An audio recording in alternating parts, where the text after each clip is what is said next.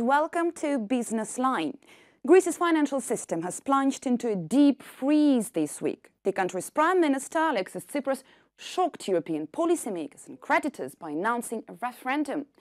Greece's government also shut the banks and imposed capital controls to avert the collapse of its financial system. The decision came after the European Central Bank, meeting in an emergency session last Sunday, opted not to expand a lifeline of emergency funds that has been sustaining Greek banks while nervous depositors pulled their money out. No doubt that Greece has been having one of its worst weeks in many years.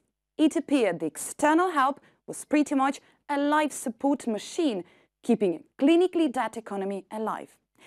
Euronews has been covering all the developments, and this time I'll speak to our correspondents in Brussels, Washington and Athens to analyze the Grisis. Efi Koutsoukosto is in Brussels, Stefan Grober in Washington and Simela Tichtidou in Athens. Efi, let's start with you. When we spoke last week on the long-term target for Greece, which is the recovery and growth, no one expected the situation to deteriorate that much. We've been seeing pro- and anti-Eurozone campaigns in Greece. What has the atmosphere within the monetary union been, pro- or anti-Greek? That's true. Things changed very fast, and Saturday's Eurogroup showed that clearly.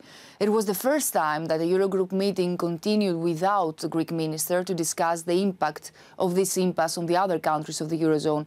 It's really hard to speak about pro-Greek or anti-Greek feelings, but it's obvious that most of the heads of the EU institutions, but also the Eurozone ministers, have lost patience with the Greek government. They blame the government that it first lost time for non-substantial issues and afterwards that it left unilaterally the table of the negotiations.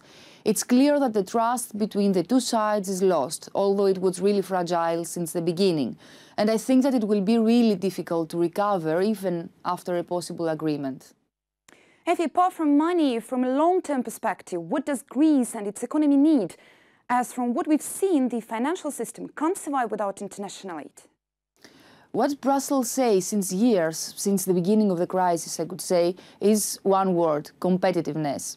Greece's pre-crisis growth model was clearly unsustainable, and despite progress, there continue to be obstacles like the complexity of regulatory procedures, state control, and so on. And what is a common view here is that previous two programs couldn't succeed because finally structural reforms were not implemented properly, and the adjustment was based mainly on horizontal cuts, which by itself killed the economy, as everybody can see now. So what Brussels are saying clearly and loudly is that Greece needs a new growth model, which needs generous reforms, and this could also bring improvement in exports. That is something that the Greek economy really needs. It was Efi Koutsoukosto, our correspondent in Brussels. Efi, thank you. And we now go to Washington. Stefan, it was the International Monetary Fund that reportedly blocked EU compromise proposal in Greek debt talks on the pension cuts issue. But looking at the bigger picture, what does Greece need according to the IMF? You're right, Sasha. The IMF has been extremely critical of the Greek government, and here's why. The IMF believes that Greece needs economic stability and growth, plus, of course, fiscal and structural reform.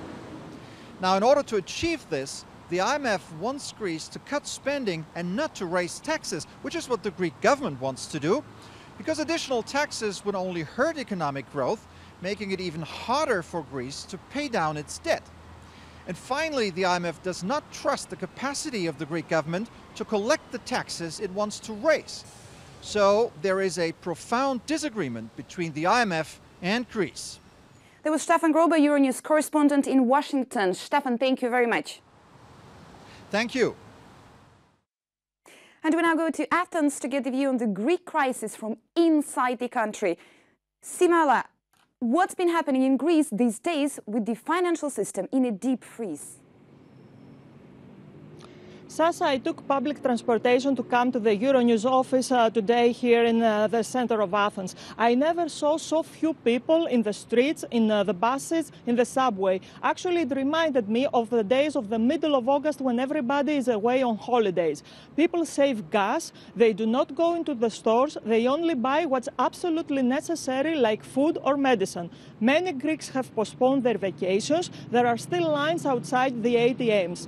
The business community warns that if banks stay closed next week too, we might face shortage of imported goods, and we should keep in mind that in Greece we import more than 50% of the goods we consume.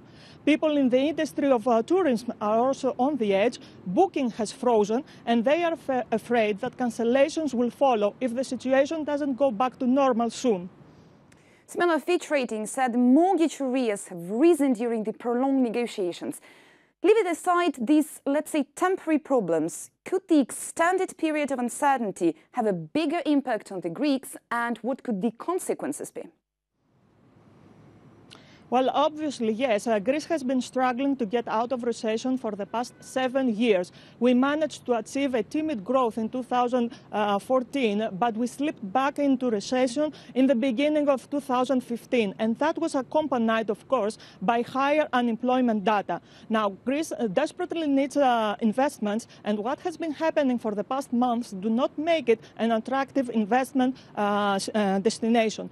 Plus, tourism, which contributes more than 20% of the Greek GDP, is hurt by this climate of insecurity and instability.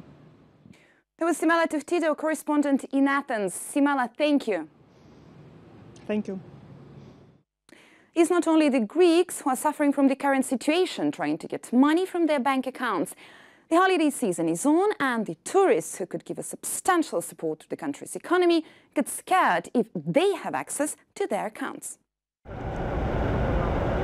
Tourism accounts for a whopping 20% of Greek GDP, and many in the industry are worried at what the effects of the debt meltdown will have on trade.